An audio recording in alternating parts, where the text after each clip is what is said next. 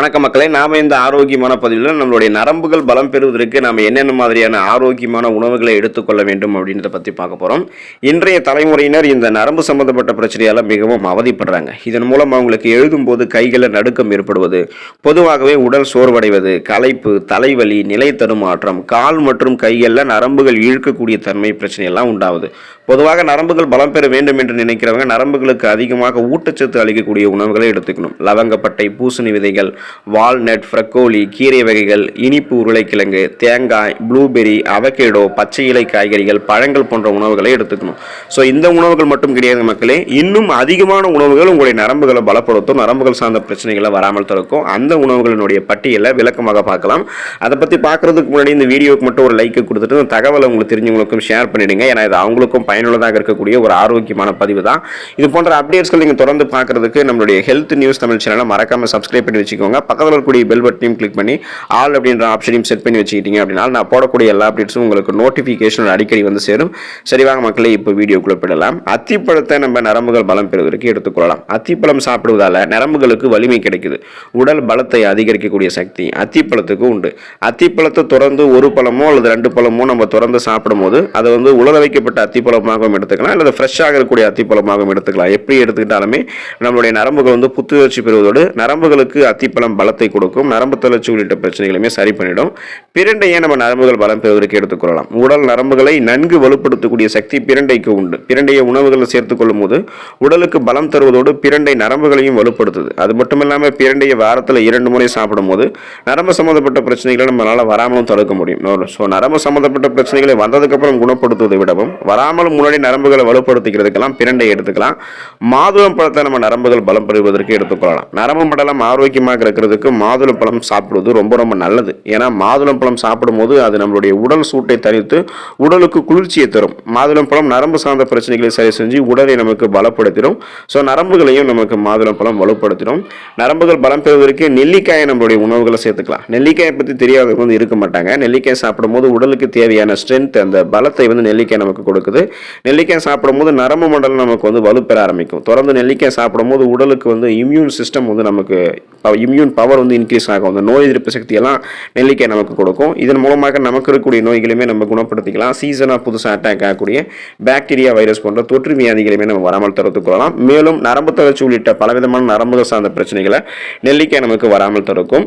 வெற்றிலையை நம்ம நரம்புகள் பலம் பெறுவதற்கு எடுத்துக்கலாம். வெற்றிலையை மென்று சாப்பிடுவதால் நரம்பு சம்பந்தப்பட்ட பிரச்சனைகள் வராமல் தடுக்கப்படுகிறது. வெற்றிலையை சாப்பிடும் போது நமக்கு நல்லா பசி எடுக்க ஆரம்பிக்கும். செரிமான கோளாறுகளை எல்லாம் வெற்றிலை சாப்பிடும் போது தடுத்துக் கொள்ளலாம்.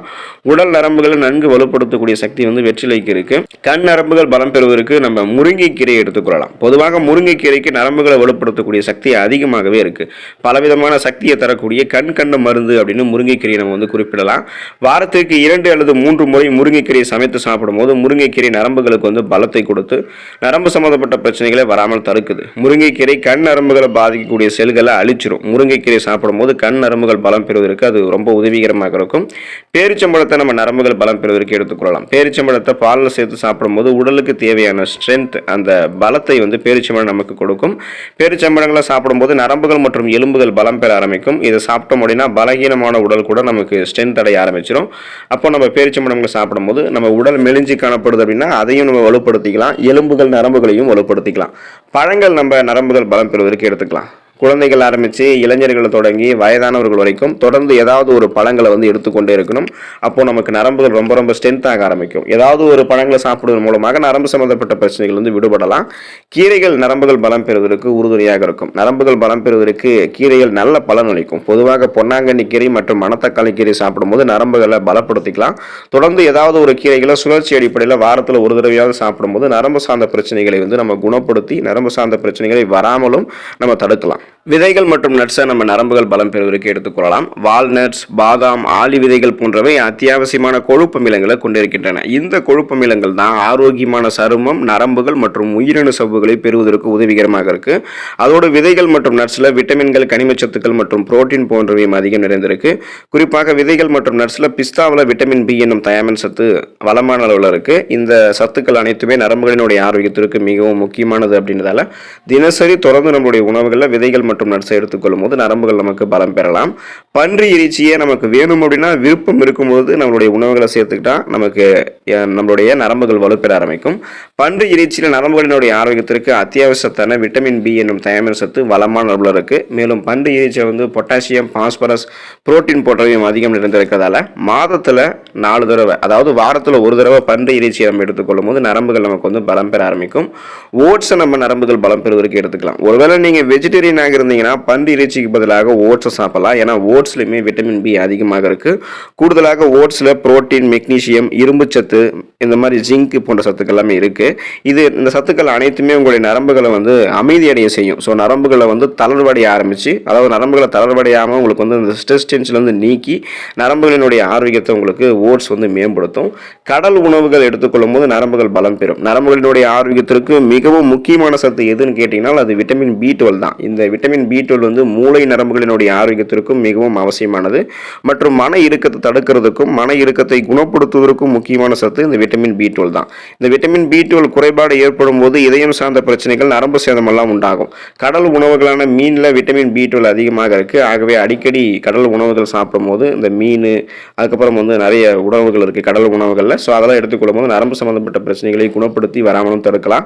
இறைச்சியை நம்ம நரம்புகள் பலம் பெறுவதற்கு எடுத்துக்கொள்ளலாம். ஸோ இந்த காய்கறிகள் போலவே அதில் கறிகளை சாப்பிட்றது நமக்கு ரொம்ப ரொம்ப முக்கியம். இறைச்சிகளில் விட்டமின் B12 அதிக அளவில் இருக்கு. இது நரம்புகளினுடைய ஆரோக்கியத்திற்கு அவசியமான ஒன்று. எனவே உங்களுடைய டயட்டில் நீங்கள் சிக்கன், மாட்டு இறைச்சி எல்லாம் அப்பப்போ சேர்த்துக்கலாம், ஆட்டு இறைச்சி எல்லாம் அப்பப்போ சேர்த்துக்கலாம். வாரத்தில் ஒரு தடவையாவது சுழற்சி அடிப்படையில் வேற வேற இறைச்சிகளை வகை வகையாக நீங்கள் சாப்பிடும் போது உங்களுடைய நரம்புகள் பலம் பெறலாம். இதனால் விட்டமின்கள் B12 மட்டும் இல்லாமல் இதர விட்டமின்கள், கனிமச்சத்துக்கள், புரோட்டீன் போன்றவையும் உங்களுடைய உடலுக்கு கிடைக்கும். முழு தானியங்களை நரம்புகள் பலம் பெறுவதற்கு எடுத்துக்கொள்ளலாம். முழு தானியங்களான கைக்குத்தல் அரிசி, பார்லி, திணை, ஓட்ஸ் போன்றவற்றில் விட்டமின் பி அதிகம் இருக்கு. விட்டமின் பி நரம்புகளினுடைய ஆரோக்கியத்திற்கு அவசியமானது. எனவே குழந்தைகள் ஆரம்பித்து இளைஞர்கள் தொடங்கி முதியோர்கள் வரைக்கும் அனைவருமே முழு தானியங்களை எடுத்துக்கொள்ளலாம். கைக்குத்தல் அரிசி, பார்லி கூட பார்த்தோம்னா குயினோவா, பழுப்பு அரிசி இதெல்லாம் எடுத்துக்கொள்ளும் போது, முழு கோதுமை ரொட்டி போன்ற ஆரோக்கியமான முழு தானியங்கள் எடுத்துக்கொள்ளும் போது நரம்பு மண்டலம் ஆரோக்கியமாக இருக்கும். பால் பொருட்களை நரம்புகள் பலம் பெறுவதற்கு எடுத்துக்கொள்ளலாம். நரம்புகளினுடைய ஆரோக்கியத்திற்கு மற்றொரு முக்கியமான சத்து எதுன்னு கேட்டீங்கன்னா அது பொட்டாசியம் சத்து தான். ஸோ இப்படிப்பட்ட பொட்டாசியம் சத்து பால் பொருட்களையுமே அதிகமாக இருக்கு. பால், தயிர், மோர் போன்றவற்றில் கால்சியம் மட்டும் இல்லாமல் பொட்டாசியம் இருக்கு. நாம எப்போதுமே நம்மளுடைய உடல் உறுப்புகளில் அதிகமாக பல உறுப்புகளுக்கு கவனம் செலுத்துவோம், நரம்பு மண்டலத்தை கவனிக்க மாட்டோம். நாம நமது இதயம், நுரையீரல், செரிமான மண்டலம், சுவாச மண்டலம் மற்றும் நோய் எதிர்ப்பு மண்டலம் இது எல்லாமே அன்றாடம் சரியாக செயல்படுகிறதா அப்படின்றத உறுதிப்படுத்திக்கிறதுக்கும் அதில் ஏற்படக்கூடிய சிக்கல்களை தீர்க்கிறதுக்கும் நடவடிக்கை எடுக்க முயற்சிக்கிறோம். ஆனால் நம்ம அதிகம் கண்டுகொள்ளாமல் புறக்கணிக்கிறது நம்மளுடைய நர்வ் சிஸ்டம், நம்மளுடைய நரம்பு மண்டலத்தை தான். நம்மளுடைய நரம்பு மண்டலம் தான். நம்மளுடைய நரம்பு மண்டலம் உடலினுடைய இயல்பான செயல்பாட்டினுடைய ஒருங்கிணைந்த ஒரு முக்கிய பகுதியாக இருக்கு. நரம்பு மண்டலம் தான் நமது நரம்பு முனைகள் இருந்து மூளைக்கு செய்திகளை அனுப்புது. நரம்புகள் தான் ஒரு உணர்வுகளை வெளிப்படுத்துவதற்கும் புரிந்து கொள்வதற்கும் உதவிகரமாக இருக்கு. ஸோ இப்படிப்பட்ட நரம்பு மண்டலத்தை ஆரோக்கியமாக வைத்திருக்க வேண்டுமானால் அன்றாடம் தவறாமல் உடற்பயிற்சிகளை செய்வது மிகவும் முக்கியம். அதோட நரம்பு மண்டலத்தை வலுவாக வைத்துக் கொள்வதற்காக அன்றாட உணவில் சில குறிப்பிட்ட உணவுகளை சேர்த்துக் கொள்வதும் அவசியம். இதனால் நரம்புகள் பலவீனமாக தடுக்கப்பட்டு நரம்புகள் வலிமையாக இருக்கும். நரம்பு தளர்ச்சி போன்ற எந்த விதமான நரம்புகள் சார்ந்த பிரச்சனையும் இல்லாமல் நம்ம ஆரோக்கியமாக இருக்கலாம். ஸோ அடுத்த ஆரோக்கியமான பதிவில் மறக்காமல் சந்திப்போம். நன்றி மக்களே.